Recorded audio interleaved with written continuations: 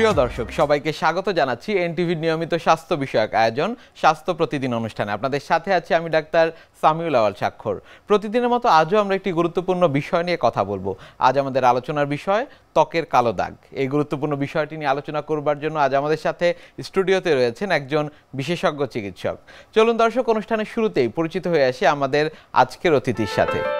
Doctor Cynthia Alam Dhaka জেলায় জন্মগ্রহণ করেন।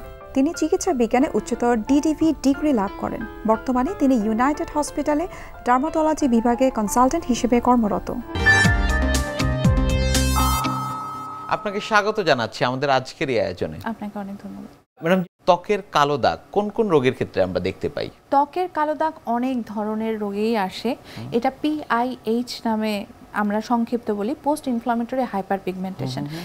এটাও কিন্তু হতে পারে, ধরেন কোনো কন্ডিশন থাকলো, ইনফ্লামেটরি কোনো কন্ডিশন, সেটার পরে ওটা চলে গেল, রেডনেস চলে গেল, বাট হচ্ছে কালো দাগটা রয়ে গেল।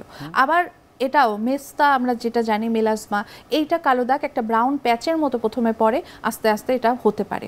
রোজাশিয়ার ক্ষেত্রে একটা টার্ম আছে রোজাশিয়া যাদের থাকে অনেক রেড হয়ে যায় ফেস, তাদের ক্ষেত্রেও দেখবেন যখন রেডনেসটা চলে যায় তাদের ক্ষেত্রেও কালো দাগ আসতে পারে। তো এই যে কালো দাগ, এই কালো দাগের জন্য অনেক ধরনের কন্ডিশন আছে। কানেকটিভ টিস্যু ডিজিজগুলোতেও কিন্তু কালো দাগ হতে পারে পরবর্তীতে। এবং এছাড়াও ধরেন আপনি যদি বলেন যে কোনো ধরনের কোনো জায়গায় কেটে গেল বা কোনো জায়গায় আপনি ব্যথা পেলেন বা সানবার্ন হলো, সেই কালো দাগ কি যাবে কিনা, সেই কালো দাগটা যেটা আস্তে আস্তে আসে বা কোন লেয়ারে আছে সেটার উপর ডিপেন্ড করে।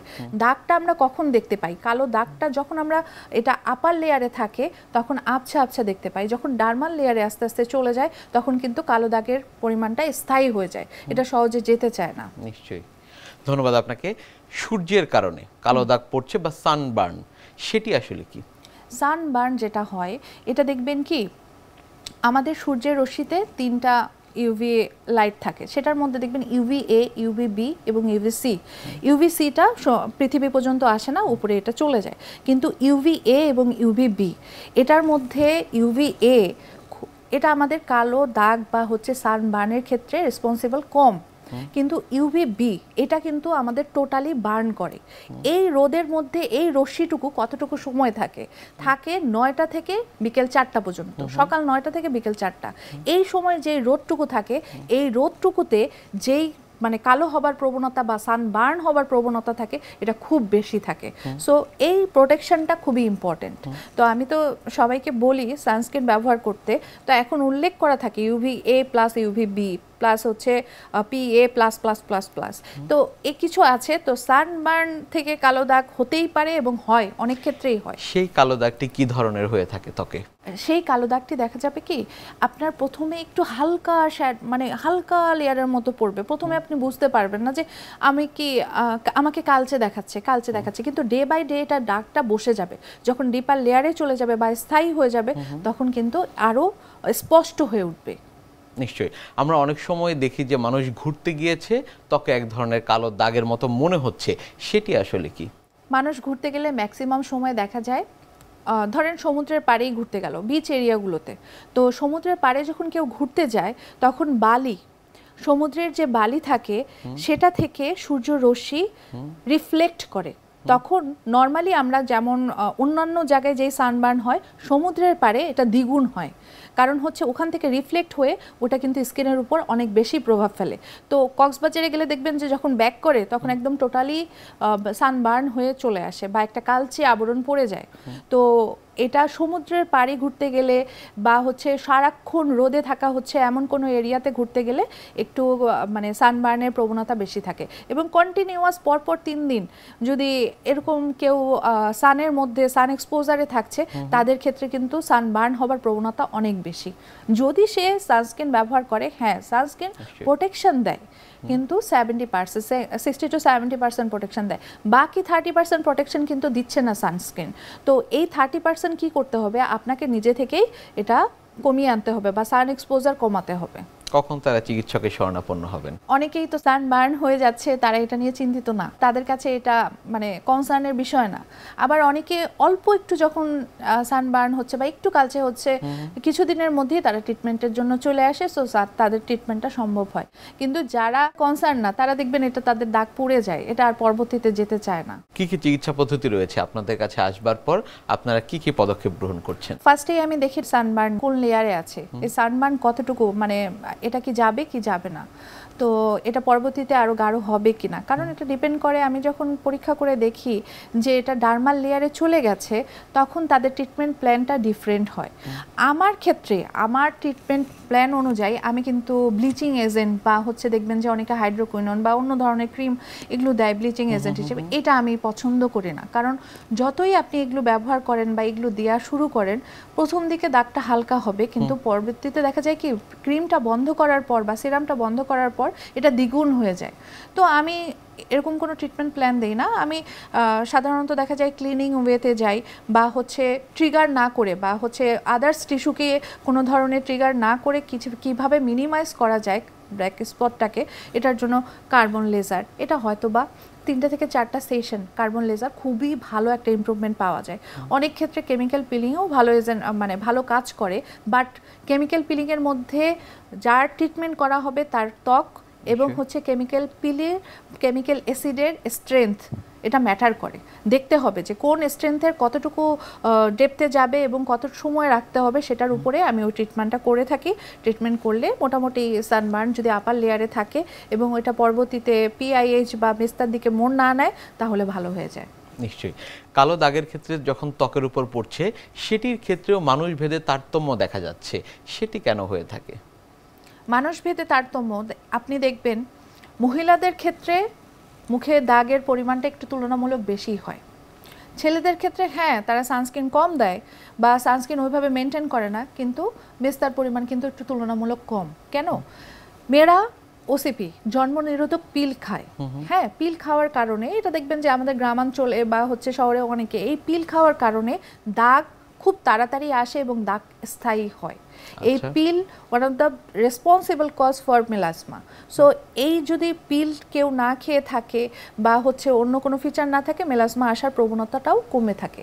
কিন্তু যারা পিল খায় তাদের বেশি হয়। এই জন্য আমি বলি যে মহিলাদের ক্ষেত্রে মেলাসমার প্রবণতা বেশি, কারণ হচ্ছে পিল খেয়ে থাকে, গর্ভনিরোধক পিলগুলোর কারণে। আমি কোনো পেশেন্টের যখন ট্রিটমেন্ট করি, ফার্স্টে এই হিস্ট্রিটা নেওয়ার পর আমি এটা স্টপ করে দিই। যদি বলি এটা ছাড়া ওর আদার্স কোনো উপায় যদি অবলম্বন করা হয় যাতে এই দাগটা কমে আসে, তখন আমি কোনো ট্রিটমেন্ট দিলে ওটা কাজে আসবে এবং তার নতুন করে আর কোনো দাগ হবে না। মেস্তা সমস্যা এবং কালো দাগ, সেটি কি আসলে জন্মগত হতে পারে কিনা? জন্মগত মেস্তা হয় না সাধারণত, কালো দাগ আসতে পারে। অনেক সময় দেখা যায় দেখবেন বার্থ মার্ক, হ্যাঁ, এগুলো আমরা মেলানোসাইটিক নিভাস হিসেবেও পরিচিত। তো এই কালো দাগ মানে কালো দাগ এগুলো চলে যায়। এই নিভাস অফ ওটা, নিভাস অফ ইটো, এগুলো দেখবেন মুখে যখন থাকে তখন এক ধরনের, তো এগুলো যখন লেজারের মাধ্যমে এগুলো সম্পূর্ণ চলে যায়, এটা থাকে না। কিন্তু মেলাসমা যেটা বললেন, মেস্তা, এটা জন্মগত হয় না। এটা ট্রিটমেন্টটা অনেক অনেক কমপ্লিকেটেড ট্রিটমেন্ট, প্লাস এটা যে সম্পূর্ণরূপে সেরে যায় এটা আপনি বলতে পারবেন না। যদি প্রথম দিকে আসে, কেউ সুপারফিশিয়াল লেয়ারে থাকা অবস্থায় বা উপরের লেয়ারে থাকা অবস্থায় আসে, তখন কিন্তু এটা চলে যায় অনেক ক্ষেত্রে। আবার যাদের ডার্মাল লেয়ারে চলে যায় তখন কিন্তু হালকা হয়, সামনাসামনি বসলে বোঝা যাবে না যে তার মেস্তা ছিল বা আছে, এত পরিমাণ হালকা হয়। কিন্তু আগের প্রিভিয়াস যে স্কিন থাকে সেম টু সেম এটা হয় না। মেস্তা কেন হয়? মেস্তা, মেলাসমা, এটা একটা ব্রাউন প্যাচ, হ্যাঁ, এটা কিন্তু অনেক কারণেও হতে পারে। কিছু মেডিসিন, কিছু ড্রাগস, এগুলোর কারণেও এটা আসতে পারে। দেখবেন অনেকেই অনেক কিছু মেডিসিন খেয়ে থাকে, হ্যাঁ, হাইপার টেনশনের জন্য কিছু মেডিসিন খেয়ে থাকে, হার্ট ডিজিজের জন্য কিছু মেডিসিন খেয়ে থাকে, আদার্স কিছু ডায়াবেটিক্স এই রিলেটেড কিছু মেডিসিন খায়, সেগুলোর কারণেও কিন্তু কালো দাগটা আসতে পারে, মেস্তার মতো হতে পারে। আবার অনেকের ক্ষেত্রে দেখবেন এই যে আমি বললাম ওসিপি টাইপের কিছু মেডিসিন আছে, এটার কারণেও হয়ে থাকে। আবার অনেকের ক্ষেত্রে মেস্তা যখন একটা স্টেরয়েড বা মার্কারি টাইপের কোনো ক্রিম বা ফর্সাকারি কোনো ক্রিম ব্যবহার করে, তখন প্রথম দিকে একদম ফকফকা হয়ে যায়, মেলানিন টোটালি কমে যাচ্ছে। পরের দিকে যখন এই ক্রিমগুলো বন্ধ করে, তখন দেখা যায় দ্বিগুণ হারে মেলানিন তৈরি হয়, প্লাস এই যে স্কিন ড্যামেজ হয়, তখন একদম ডার্ক ডার্মাল মেলাজমা ডেভেলপ করে। আমরা অনেক সময় দেখি যে মেস্তার সমস্যা অনেক দিন ধরে রয়েছে, কিন্তু চিকিৎসকের শরণাপন্ন হচ্ছেন না। কখন চিকিৎসকের শরণাপন্ন হওয়া উচিত? যখন দেখবে হালকা, মানে সব সময় দাগ দেখা যাবে না, কিন্তু হালকা মনে হচ্ছে একটু জায়গা কালো হয়ে আসছে, একটা কালো আবরণের মতো দেখা যাচ্ছে, তখনই চলে আসতে হবে যদি মনে করে যে এই মেস্তা আমি দূর করতে চাই। যখন দেখবেন ছোট ছোট কালো তিলের মতো আসছে মুখে, ফ্রিকেলস বলি, এই ফ্রিকেলসগুলো আসছে, তখনই ডাক্তারের শরণাপন্ন হলে দেখা যায় এই ফ্রিকেলসগুলো একসাথে হয়ে হয়ে হয়ে মেস্তার মতো মেলাজমার মতো ব্রাউন প্যাচেস বা একটা বিগ এরিয়া জুড়ে হয়, তখনই কিন্তু তাড়াতাড়ি চলে আসতে হবে, দেরি করা যাবে না। চিকিৎসা পদ্ধতিতে যাবার আগে আপনারা কিভাবে কাউন্সিলিং করে থাকেন? একটা মেস্তার পেশেন্ট আসলে আমি ফার্স্টেই আমার মতে আমি বলি, আমি চেষ্টা করব আমার পক্ষ থেকে, আপনি নিরাশ হওয়া যাবে না, আপনার আশা ছেড়ে দিলে হবে না, ধৈর্য ধরতে হবে, প্লাস আপনার যে পরিমাণ এখন নিয়ম মেনে চলেন বা যে পরিমাণ ডিসিপ্লিন আপনি আপনার স্কিন কেয়ার রুটিনে, এর থেকে বেশি হতে হবে। চেষ্টা করতে হবে এটা বজায় রাখতে। নিয়মটা যেভাবে আমি বলে দিব, এটা যাতে 1 মাস করার পর, মেনে চলার পর মনে না হয় দাগ তো যাচ্ছে না, আমি আর এগুলো মেনটেন করে কি করব, থাক বাদ দিই, কিন্তু এটা না, এটা মেনটেন করতে হবে। বিশেষ করে আমি তাদের জন্য বলি সানস্ক্রিনটা, হ্যাঁ, সানস্ক্রিন অনেকের ক্ষেত্রে মেস্তাতে যদি শুধু প্রপারলি 2 ঘন্টা নিয়ম মেনে সানস্ক্রিনটা ব্যবহার করে এবং পিসি, মোবাইল ফোন এগুলোর স্ক্রিনের সামনেও একটু সানস্ক্রিনটা ব্যবহার করে বা প্রোটেক্টরগুলো, স্কিন প্রোটেক্টরগুলো ব্যবহার করে, তাহলেও কিন্তু অনেকটুকু মানে নতুন বাড়ে না, বেড়ে যায় না, প্লাস হচ্ছে আগেরটুকু গাঢ় হয় না। তো কিছু নিয়ম আছে, কনসিস্টেন্সি আছে, এই যখন এটা বজায় রাখে তখন দেখবেন যে অনেকটুকু কমে যায়।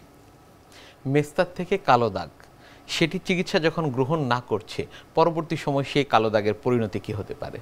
মেস্তার জন্য যখন একটা কালো দাগ স্থায়ী হয়ে যায় বা কোনো ট্রিটমেন্ট করছে না, এটা বাড়তে থাকবে, এটা ফেসের টোটাল ফেসেই এটা হবে, যেহেতু আমাদের সান এক্সপোজার মেইনলি ফেসেই ফোকাস হয়, আমাদের আদার্স পার্টগুলো একটু ঢাকা থাকে, সো ফেসটা টোটালি হবে এবং নর্মাল লেয়ারে চলে যাবে, দেখতে খারাপ লাগবে। অনেকে এটা নিয়ে কিন্তু অনেক বেশি মানে হতাশ হয়ে যায়। তাদের জন্য আমি বলি, আচ্ছা আপনি ট্রিটমেন্ট নেন, আপনি নিয়ম মেনে চলেন, তাহলে এটা আপনার হালকা হবে। পরবর্তীতে এই যে খারাপ লাগা চেহারার, মানে এটা বিনাইন, মানে এটার জন্য যে আপনার অন্য কোনো ক্ষতি হবে না, বা শারীরিক ক্ষতি হবে না, মানসিক ক্ষতি হবে, আপনার কনফিডেন্স কমে যাবে, আপনি মানসিকভাবে বিপর্যস্ত হবেন, আপনি বাইরে যেতে চাবেন না, আপনি একজনের সাথে কথা বলার সময় আপনার সারাক্ষণ মনে হবে সামনের পার্সন যে আছে সে আপনার ওই দাগটুর দিকেই তাকিয়ে আছে, তো আপনার নিজের কনফিডেন্সটা আস্তে আস্তে লো হতে থাকবে। আপনি আপনার প্রফেশনের জায়গায় বলেন, আপনি আপনার আদার্স আত্মীয় স্বজনের সামনে, সব জায়গায় আপনি নিজেকে একটু ইনফিরিয়র কমপ্লেক্সে ভুগবেন। ত্বকের কালো দাগ যখন হয়ে গিয়েছে, পরবর্তী সময়ে কি কি চিকিৎসা পদ্ধতি রোগী গ্রহণ করতে পারেন? আমি দাগ দেখি এটা কোন ধরনের, মানে দাগটা কিভাবে যাবে পিগমেন্টেশনের উপর ডিপেন্ড করে। হাইপার পিগমেন্টেশনগুলো যদি দেখি যে এটা মেস্তার কারণে না বা অন্য কোনো কারণে হয়েছে, পোস্ট ইনফ্লামেটরি মানে ব্রণের কালো দাগ, হ্যাঁ, ব্রণের কারণে হয়েছে, ব্রণ চলে গেছে বাট কালো দাগটা রয়ে গেছে, সে ধরনের ট্রিটমেন্টটা একটু ডিফারেন্ট হবে। এটা দাগ থাকে না, এর দাগ টোটালি চলে যায়, ব্রণের কালো দাগ চলে যায় একদম সম্পূর্ণভাবে যদি নিয়ম মেনে চলে। এটার কিছু ট্রিটমেন্ট আছে, এগুলো লেজার ট্রিটমেন্ট, আমি ফ্র্যাকশনাল ট্রিটমেন্ট করে থাকি, CO2 ফ্র্যাকশনাল ট্রিটমেন্টের মাধ্যমে ব্রণের কালো দাগ টোটালি চলে যায়। এবং এছাড়াও যেহেতু গর্ত থাকে তাদের এটার পাশাপাশি তখন আমি PRPও করে থাকি। PRP সম্পর্কে এখন তো অনেকেরই ধারণা আছে, ফেস PRP করে থাকি, প্লাটিলেট রিচ প্লাজমা, তো এটা ব্লাড থেকে নেওয়া হয়, হলুদ পোর্শন যেটা থাকে প্লাটিলেট কন্টেনিং গ্রোথ ফ্যাক্টর থাকে, এটা আমি মাইক্রোনিডলিং অথবা ইনজেক্ট করে দিয়ে দিই। এইটা ছাড়া যদি বলেন যে আমার জন্মগত কোনো কালো দাগ বা হচ্ছে বার্থ মার্ক, নিভাস, মেলানোসাইটিক নিভাস, সেক্ষেত্রে আমি কিউ সুইচ লেজার ব্যবহার করি। হ্যাঁ, এই লেজারের মাত্রা স্কিনের উপর ডিপেন্ড করে, কার ত্বক কীরকম কতটুকু সহ্য ক্ষমতা আছে সেটার উপর জুল ফ্রিকোয়েন্সি এগুলো মেনটেন করে আমি ওই বার্থ মার্কগুলো রিমুভ করে থাকি যেগুলো কালো হয়ে থাকে। এটা ছাড়া যদি বলেন মেস্তার জন্য আমি কি করি, তাহলে আমি মেলাজমার জন্য কিছু ট্রিটমেন্ট করি, তার মধ্যে খুব কমনলি আমি PRP করে থাকি, হ্যাঁ, প্লাটিলেট রিচ প্লাজমাই করে থাকি। এটার পাশাপাশি এখন নতুন কিছু অ্যাডভান্স ট্রিটমেন্ট আমি অ্যাড করেছি এটার সাথে, মেজো ককটেল, আমি কিছু ককটেল বুস্টার দিই। এটা হচ্ছে একজনের স্কিনে কালো দাগটাও দূর করবে, পাশাপাশি দেখা যায় কি কিছু এজিং থাকে, এজিংয়ের কিছু ফিচার থাকে, সেগুলো দূর করে এবং ইফেক্ট খুবই ভালো, রেজাল্ট বা আউটকাম মানে এক্সট্রা অর্ডিনারি। আমি বলবো বাইরের দেশে কিছু কিছু হয়ে থাকে, বাট বাংলাদেশে আমি মেলাজমার পেশেন্টের ক্ষেত্রে এই ট্রিটমেন্টটা দেওয়ার পর দেখলাম গ্লাস স্কিন যে অ্যাপিয়ারেন্সটা বলে না, এটাও আসে। এটা আমি আমার ওয়েতে এবং আমার এতদিনের এক্সপেরিয়েন্স বলেন, প্লাস হচ্ছে আমার কিছু রিসার্চ বেস বা আমার কনফারেন্স, এগুলো থেকে আমি অনেক কিছু যেহেতু জ্ঞান যতটুকু থাকে সেটার মধ্যেই আমি এটা করে লাভ পেয়েছি এবং আমার এই আউটকামটা ভালো আমার পেশেন্টের। ম্যাডাম, আপনারা ফলো আপটি কিভাবে নিশ্চিত করেন সেই বিষয়টি নিয়েও জানবো, তবে তার আগে আমাদের এই অনুষ্ঠানের একটি নিয়মিত সেগমেন্ট হচ্ছে বিভিন্ন খাদ্যের পুষ্টি গুণাগুণ সম্পর্কে আমাদের দর্শকদের জানিয়ে দেয়া। আপনার ত্বকে একসময় হয়তো ব্রণ ছিল, ব্রণ ভালো হয়ে গেছে সময়ের সাথে, কিন্তু রেখে গেছে দাগ বা ক্ষত। অনেকের ক্ষেত্রে আগের ব্রণের দাগ বা ক্ষত তো রয়েই গেছে, সেই সাথে তৈরি হচ্ছে নতুন ব্রণ। আপনি হয়তো আশঙ্কায় আছেন এই ব্রণগুলো তৈরি করবে নতুন দাগ। এই ব্রণের দাগকে আমরা সাধারণত পোস্ট ইনফ্লামেটরি হাইপারপিগমেন্টেশন এবং ক্ষতকে অ্যাকনে স্কার বলে থাকি। এই দাগ বা ক্ষত আমাদের কিন্তু নানা ধরনের ভুলের কারণেই তৈরি হয়। আমি সেই ভুলগুলো আপনাদের সাথে শেয়ার করছি। প্রথম ভুল, ব্রণ হলেই আমরা জেনে শুনে বা নিজের অজান্তেই মুখে হাত দিতে থাকি, ব্রণকে খোঁটাতে থাকি। অনেকেই আছেন যে ব্রণটাকে চেপে ভাবেন যে পেয়ে গেলেন বুঝি ব্রণ থেকে চিরমুক্তি। ব্রণ তো ভালো হলেই না, আপনার হাতের ব্যাকটেরিয়া সংক্রমণ হচ্ছে ব্রণে, এবং সেখানে প্রদাহ হচ্ছে, স্কিনে ইরিটেশন হচ্ছে এবং দাগ তৈরি হচ্ছে। দ্বিতীয় ভুল, অনেকের অ্যালার্জির প্রবলেম থাকে এবং সেই কারণে চুলকোয়। যখন ব্রণ হয় এবং অ্যালার্জির অ্যাটাক হয় তখন তারা চুলকোতে থাকে। এই যে ইরিটেশন, এর ফলেও কিন্তু দাগ তৈরি হয়। তৃতীয় ভুল, ব্রণের চিকিৎসা একটি দীর্ঘমেয়াদী চিকিৎসা, কিন্তু অনেকেই ব্রণের চিকিৎসা শুরু করেই মাঝপথে থেমে দেয় বা ডক্টরের কাছে ফলো আপে যায় না, চিকিৎসা ছেড়ে দেয়। এর ফলে হয় কি, ব্রণগুলো তো ভালো হয় না, সেগুলো তৈরি করে দাগ। চতুর্থ ভুল, ব্রণ হলে সেটি দাগটাকে দূর করার জন্য নানা রকম কনসিলার, ফাউন্ডেশন এবং মেকআপ ইউজ করে, যে ভাবে যে এগুলো ব্যবহার করলেই আমার তো দাগটা বোঝা যাচ্ছে না, দেখা যাচ্ছে না, কিন্তু এগুলো কিন্তু ত্বকের উপরে ক্ষতিকর প্রভাব বিস্তার করে এবং আমাদের যে মেলানোসাইট নামে যে সেলটি থাকে যা আমাদের ব্রণের দাগ তৈরিতে সাহায্য করে, মেলানিন তৈরি করে, সেটিকে কিন্তু স্টিমুলেট করে। পঞ্চম ভুল, ফেয়ারনেস ক্রিম অবসেশন। ব্রণের দাগ হলে অনেকে ওভার দ্য কাউন্টার বা কোনো ফেয়ারনেস ক্রিম কিনে সেটি ব্যবহার করেন। ইনিশিয়ালি হয়তো ব্রণের দাগগুলো একটু হালকা হয়, কিন্তু পরবর্তীতে এই ফেয়ারনেস ক্রিমে নানা ধরনের স্টেরয়েড, যে স্কিন ড্যামেজিং প্রোডাক্টগুলো, ইনগ্রেডিয়েন্টগুলো থাকে, সেগুলো নতুন ব্রণের তৈরি করে এবং আগের দাগগুলোকে পার্মানেন্ট করে দেয়। ষষ্ঠ ভুল, ব্রণের দাগ থেকে মুক্তির জন্য অনেকে লেবু, টুথপেস্ট ব্যবহার করে বা ব্লিচ করে ফেলে। এতে হয় কি, কেমিক্যাল বার্ন হয়, ব্রণের দাগ আরও গভীরে চলে যায় এবং দাগ তো দূর হয় না, দাগটি আরও বেশি স্থায়ী হয়ে যায়। সাধারণত আমরা ত্বক বিশেষজ্ঞরা যেভাবে ব্রণ এবং ব্রণের দাগের চিকিৎসা করে থাকি, আমরা 3টি স্টেপ ফলো করে থাকি। প্রথম স্টেপে থাকে বেসিক স্কিন কেয়ার রুটিন, যেখানে ক্লিনজার, ময়শ্চারাইজার, সানস্ক্রিন, এবং সেকেন্ড স্টেপে থাকে ব্রণের এবং ব্রণের দাগের জন্য ব্যবহারের জন্য অর্থাৎ টপিক্যাল কোনো প্রোডাক্ট এবং ওরাল মেডিকেশন। থার্ড স্টেপে থাকে অ্যাডভান্স ট্রিটমেন্ট। প্রথমে আমরা যে ক্লিনজারটি দিয়ে থাকি সেখানে সাধারণত গ্লাইকোলিক অ্যাসিড বা স্টোরিক অ্যাসিড থাকে এবং সাথে গ্রিন টি এক্সট্র্যাক্ট এবং ভাইটামিন ই যুক্ত কোনো ক্লিনজার দেওয়া হয়ে থাকে, যেটি ত্বকে পরিষ্কার করবে, পোরগুলোকে আনক্লগ হতে সাহায্য করবে এবং দাগকে হালকা করবে, ত্বকের পিএইচ ব্যালেন্স, ত্বকের যে স্কিন ব্যারিয়ার সেটিকে রক্ষা করবে। ময়শ্চারাইজারটি সাধারণত হয় water based, niacinamide, retinol, antioxidant যেমন vitamin C, green tea extract যুক্ত আমরা কোনো ময়শ্চারাইজার অ্যাপ্লাই করতে বলি, যে স্কিন ব্রাইটনার এবং লাইটনার হিসেবে কাজ করে। এখন আসছি সানস্ক্রিন। ময়শ্চারাইজার সূর্যের ক্ষতিকর রশ্মি থেকে ত্বককে রক্ষা করে, ইনফ্রারেড থেকে রক্ষা করে, যে ইনফ্রারেডগুলো আমাদের দৈনন্দিন ব্যবহৃত নানা ধরনের গ্যাজেট থেকে আসে, কুকিং রে থেকে আসে। সানস্ক্রিনটি সাধারণত SPF যুক্ত এবং PA++ এবং অ্যান্টিঅক্সিডেন্ট যুক্ত হলে এটি ব্রণযুক্ত ত্বক বা যে কোনো ত্বকের দাগ থাকলে সেটি কিন্তু এক ধরনের টনিক হিসেবে কাজ করে। এখন আসছে মেডিকেশন। সাধারণ টপিক্যাল মেডিকেশনে আমরা যেগুলো দিয়ে থাকি সেগুলোতে কোনো স্কিন লাইটেনিং ক্রিম বা জেল বা লোশন দিয়ে থাকি। এগুলোতে সাধারণত arbutin, liquorice, tranexamic acid, kojic acid সমৃদ্ধ হয়ে থাকে। থার্ড স্টেপ যেটি বলেছি যে অ্যাডভান্স ট্রিটমেন্ট। অ্যাডভান্স ট্রিটমেন্টে আমরা নানা ধরনের পিল করে থাকি, সেটিতে হচ্ছে কেমিক্যাল পিল, যেখানে আছে ল্যাকটিক পিল, প্রোবায়োটিক পিল, ম্যান্ডেলিক পিল, গ্লাইকোলিক পিল। এই পিলের কাজ হচ্ছে ত্বকের ডেড সেল এবং যে ড্যামেজ সেলগুলো আছে যেগুলো পিগমেন্ট তৈরি করছে সেগুলোকে সরিয়ে নতুন সেল তৈরির জন্য জায়গা দেয়, অর্থাৎ হেলদি সেল তৈরি হয়, হেলদি সেল প্রমোট হয় এবং ত্বকের দাগ আস্তে আস্তে হালকা হতে থাকে কয়েকটি সেশনের মাধ্যমে। এছাড়া কিসুইস লেজারও ভালো রেসপন্স পাওয়া যায়। এরপরেও যাদের ব্রণের ক্ষত আছে, যেমন বক্স স্কার, আইসপিক স্কার বা রোলিং স্কার, এগুলোর ক্ষেত্রে আমরা সাধারণত পিআরপি, মাইক্রোনেডলিং এবং ফ্র্যাকশনাল লেজারের কম্বিনেশন থেরাপি দিয়ে থাকি। ত্বকের কালো দাগের চিকিৎসা পদ্ধতি নেবার পরবর্তী সময় ফলো আপটি আপনারা কিভাবে নিশ্চিত করে থাকেন? সেটা না ট্রিটমেন্টের উপর ডিপেন্ড করে। প্রতিটা ত্বকের স্কিনের ক্ষেত্রে রিজুভিনেশন ডে থাকে 28 ডেজ। 28 দিন পর পর কিন্তু নতুন ত্বকের ক্ষেত্রে যে রিজুভিনেশন এটা হতে থাকে। তো একটা পেশেন্টের একটা ট্রিটমেন্ট দেওয়ার পর আমি মিনিমাম 1 মাস গ্যাপ রাখি। পরের ফলো আপটা মানে নেক্সট মান্থে হয়। 1 মাস পর পর ট্রিটমেন্ট নিতে হয়। ট্রিটমেন্ট কতদিন চলবে সেটা ডিপেন্ড করে তার আউটকাম বা রেজাল্টের উপর। অনেকের ক্ষেত্রে খুব কম সময় চলে আসে, অনেকের ক্ষেত্রে একটু দীর্ঘায়িত হয় বা একটু টাইম লাগে। অনেক ধন্যবাদ আপনাকে আমাদের আজকের এই অনুষ্ঠানে আসবার জন্য। আপনাকে অনেক অনেক ধন্যবাদ। প্রিয় দর্শক, এতক্ষণ দেখছিলেন স্বাস্থ্য প্রতিদিন। কথা হচ্ছিল খুব গুরুত্বপূর্ণ একটি বিষয়, ত্বকের কালো দাগ নিয়ে। আশা করি আমাদের এই গুরুত্বপূর্ণ তথ্যগুলো আপনাদের অনেক বেশি উপকারে আসবে। অনুষ্ঠানে এ পর্যায়ে দেখে নেব কি থাকছে আগামী পর্বে স্বাস্থ্য প্রতিদিন অনুষ্ঠানে।